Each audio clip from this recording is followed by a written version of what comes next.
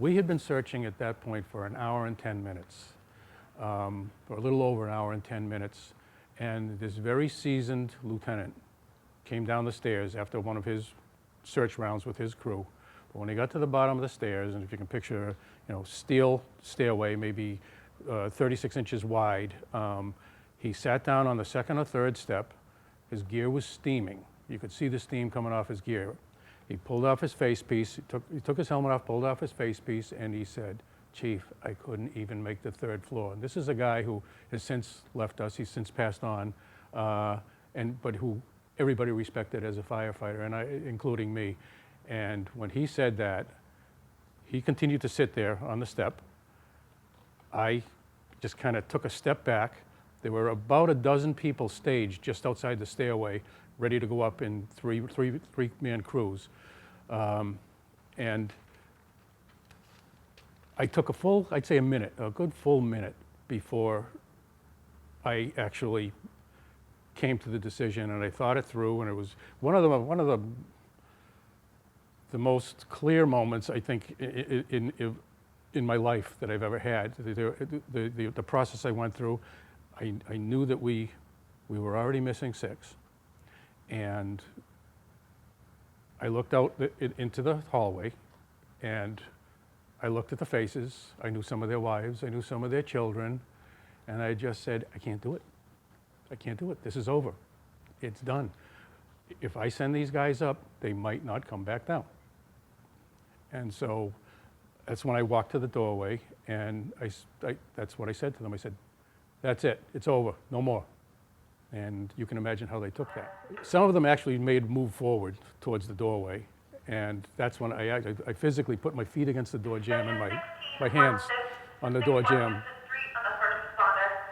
And I said in a very loud voice, look, we've already lost 6. We're not going to lose any more. And that's when they just, collectively, it's like somebody gave them a gut punch. The whole bunch, you saw the shoulders slumped, the heads went down, and I said, now let's go outside and set up for defense. And that's when we changed over to the defensive mode. They were yelling at me. Oh, they were, what do you mean we're not going up? What do you mean, what are you talking about? You can't do that. But when I said that about we've already lost 6, it hit home. Hit home. That's when we kind of knew we failed. We failed that night. We always took for granted that when we got into trouble, we'll just get it done and we'll get everybody out. All our training had been geared towards saving occupants, civilians, and not, but what do we do when we get into trouble? And those are the questions that came up that we started to address after that. But, it was a very, very clear decision, one that I have never second-guessed, one that I am very glad that I made, because the number would have been higher than 6 if we continued. I don't have a doubt about it. And since that night, almost every firefighter that was there in the first 3 alarms has come up to me at one time or another and just said, you did the right thing. I'm glad you did what you did. Thanks for doing it, that sort of thing. Because a lot of these guys weren't going to stop. They were not going to stop. They won't stop. No. They won't stop. No. You physically had to bar the door. Physically. You had your Hands, full turn on like gear an up, X, hands and feet, against the jam. and you had other guys right there with the Halligans and Coming towards me, yeah. Yeah, they started to make a couple of steps towards me, and that's when I said what I said. And they backed off, and they realized. They just didn't want to face the fact that we had lost what we had lost. Where did you come up with the, shall we say, intestinal fortitude to do that? That full minute that I took. At that point, I'd had 27 years in this business, and I've always been a student of firefighting, and I like the technical aspects. I like the finer points. And when I took that minute, I really thought it through very clearly. Everybody knows the risk-benefit analysis thing, but that's what I did. That's basically what I did. What it comes down to is, are we going to get anything positive out of continuing this. And I just said, no, there was nothing. It was all, we were looking at all loss. You know, the sad part is if the original 2 didn't get lost in there, I would have emptied the building and gone defensive long before that. But once you're missing 2 people, you can't leave. You can't leave. You have to do everything you can. There's so many stories that never came out that night of people that almost didn't get out of the building. I mean, our numbers could have been as high as like 15, 12 to 15 people that almost did not get out for different reasons. Some getting caught in telecommunication wire where they were completely entangled, like a net had dropped on them off the ceiling. That other firefighters, this captain that you met over here that helped me out, he was one of them that was cutting people out of the wires that night. And people were on their backs covered with this stuff. It just dropped on them like a net off the ceiling, things like that.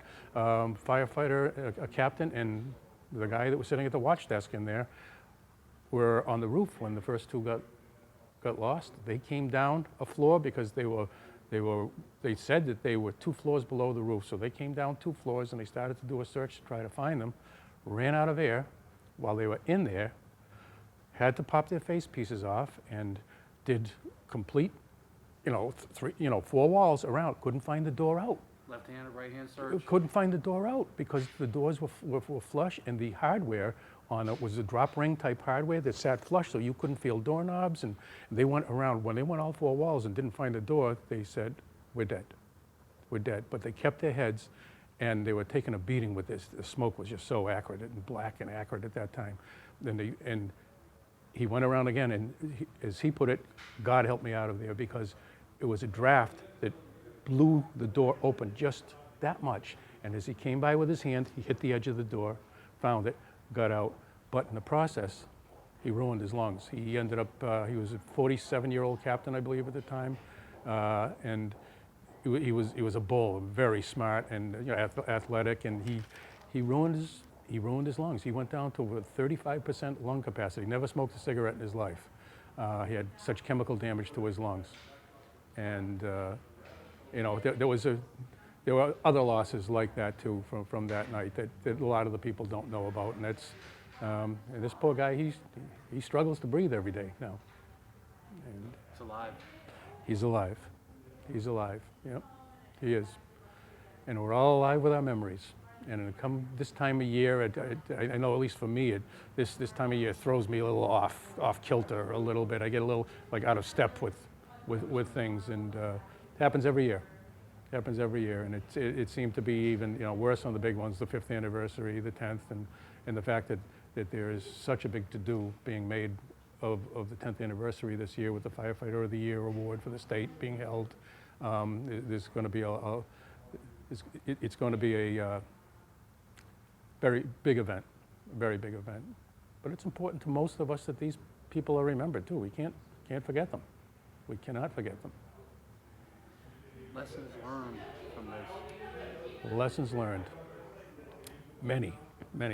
NIOSH came out with, I believe it was 9 recommendations, and we've met them all at this point.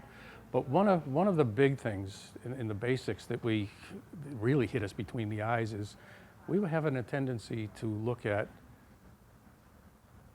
fires in almost like a cookie cutter fashion. For example, we have 3-deckers in New England, especially in Worcester, and we are aces at 3-decker fires. They are our bread and butter fires. We know them. We know if the fire is here, we know where it's going to be soon if we don't do certain things, and we do it very well. But I think, and I don't think it was just us, I think it was a lot of fire departments in the country kind of looked at everything from that perspective, whereas when you get into large area and commercial buildings, you've got to think completely differently. The hair on the back of your neck should be standing up, and you have to go in there with even if it's an offensive attack, you have to go in there with a very defensive frame of mind and figuring for the worst, because so many of the reports that I've read it's the same thing that happened to us. It was clear. That night we had a tremendous vent going. We used a 12 by 12 elevator shaft, cleaned up the top. We were putting the fire right where we wanted to, right up into the sky. Yep.